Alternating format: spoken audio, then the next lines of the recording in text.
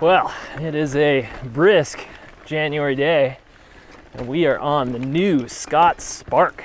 It's a 120 millimeter cross-country bike. It has been revamped this year with some pretty wild new frame design. As you've seen, they've kind of tucked the shock right inside of the frame, which is a pretty cool look. Keeps the shock clean. And this frame design also has a flex stay rear end. So they've omitted the chainstay pivot, which I always enjoy these bikes. They seem to have a little bit more like springy ride quality. Straight away, this bike is absolutely a total rocket ship on the climbs. This comes spec'd with these real small knob Schwalbe tires. Rear tires got their blue compound, which I've only experienced one time before this bike, but it's just like it's a brisk tire compound. I find Schwalbe tires seem to roll fast as it is, and that rear tire is just like very little drag.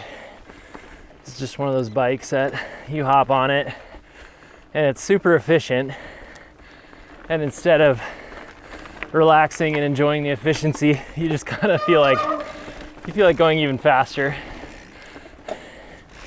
Just got that kind of race bred urgency to it, especially while climbing and while kind of on more undulating terrain. That rear suspension design certainly feels very efficient under pedaling, and you've got this thumb activated twin lock system, which I really love on this bike, just with the kind of race bred nature. Like when you get out to a spot where you really want maximum efficiency, I kind of like hitting that thumb like this, and then you're fully rigid. You can get out of the saddle and just crush. Kind of fun to play with and see the difference of like how much kind of efficiency you can garner by locking the bike out. This rear end really is very active, soaks up roots and rocks very well between like the thin walled rear tire and the suspension. It's a really nice smooth ride. Yeah, it feels like to me that first initial stroke on the rear shock is really nice and supple, but it's still full cross country as far as being able to support your mashing of the pedals in and out of the saddle. The cockpit of this bike feels real, fairly stretched out actually. They spec this bike with a 70 millimeter stem, which for me, being more used to big bikes, feels a little, makes you feel a little bit more exposed when you're hammering downhill. Not a huge deal, but when you pair that with a 471 reach, which is nothing crazy, you have a real nice cockpit.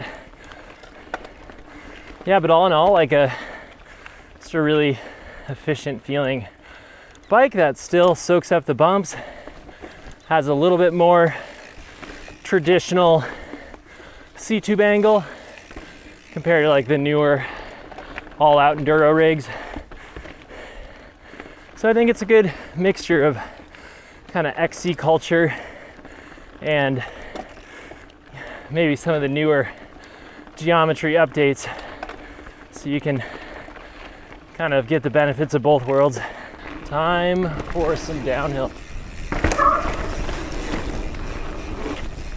This thing is incredibly poppy. Oh man, look at that, wow. What a day. I thought it was gonna be full misty today, but I guess the sun decided to pop through. Yeah, this is probably one of the more like cross-country bikes I've tested, and it's quite capable downhill still. It's pretty impressive. I think probably the biggest, thing going against this bike are these little micro knobby tires. It's just like in this slippery PNW environment, you know, you probably want some big ol' hooks to grab that dirt. Wow, what a beautiful day. Looks like we're actually gonna get our January this year. Whew. Yeah, just so easy to pop this little bike. And it is like really capable compared to what I remember riding a more cross-country inspired bike a few years ago, and this thing is just light years more secure and capable than that bike when you're going faster or going downhill or over rough terrain. I mean, this bike's got like that massive 70 millimeter stem, and yet it still feels pretty relaxed and agile at speed. Feels really good in the air. It's just so weightless. Yeah, this bike's got a little bit more like secure feeling 437 millimeter chainstay. So it's actually still got a pretty decent wheelbase. As I mentioned, it's got that like 471 reach, which is a little bit more standard, not super long, but then they make up for that with that bigger stem, which is more of like a cross-country move. I always find these like flex state bikes feel really like extra springy, because it just seems like that frame is actually a spring as well. So maybe that's where all that like pop is coming from. This is kind of the environment where this bike really shines. More like pumpy, undulating terrain. Just feels super taut and able to just kind of generate speed through most terrain. Like even those slippery routes back there, I was just able to knife through a nice line. It's not really as much about being like charging right through stuff, but more like carefully picking your line. Ew. Which is a little bit easier when you have all that lightweight pop ability. But yeah, that rear end certainly soaks up the chunder. As I said, one of my favorite parts about this build is that they not only did the wireless axis shifting, which is awesome. I've had really good experiences with that, but they also added Shimano brakes, which is kind of like something you really don't see that often, but I'm such a big fan of XTR brakes. When you pair those with Ice Tech rotors, it's nice just to like not have to worry about braking. Well, the marine layer made its comeback with vengeance. Oh man, woohoo! And yeah, got a good 30 feet of visibility, which actually looks like all I'm gonna need.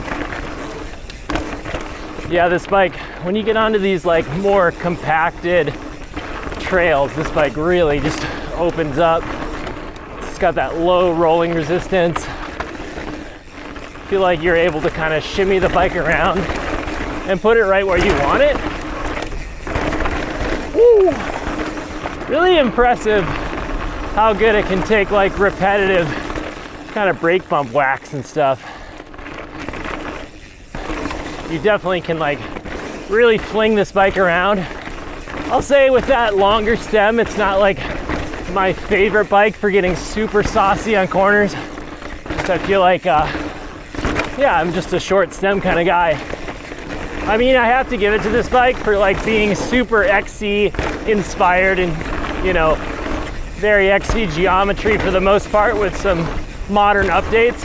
It can totally like haul ass down the mountain. Woo-hoo-hoo.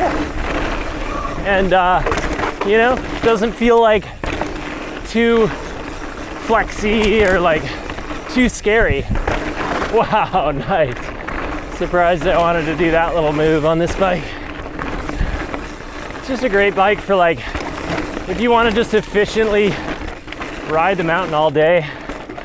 It's just not gonna hold you back. So who's this bike for? I'd say this bike is for that pretty much all-out cross-country rider that's looking for ultra high performance. This bike is just like turnkey, ready to go. Super fast tires, fairly long stem. You just gotta buy it and start racing around on this thing. And then, of course, riders that still are gonna get a little gnarly, get their speed up, and want to ride all the trails and prove to their friends like what an XC bike is capable of. Because this thing can do it all. Woo! So if you enjoyed this review, consider subscribing to the YouTube channel. And for the full write-up, head on over to freehubmag.com.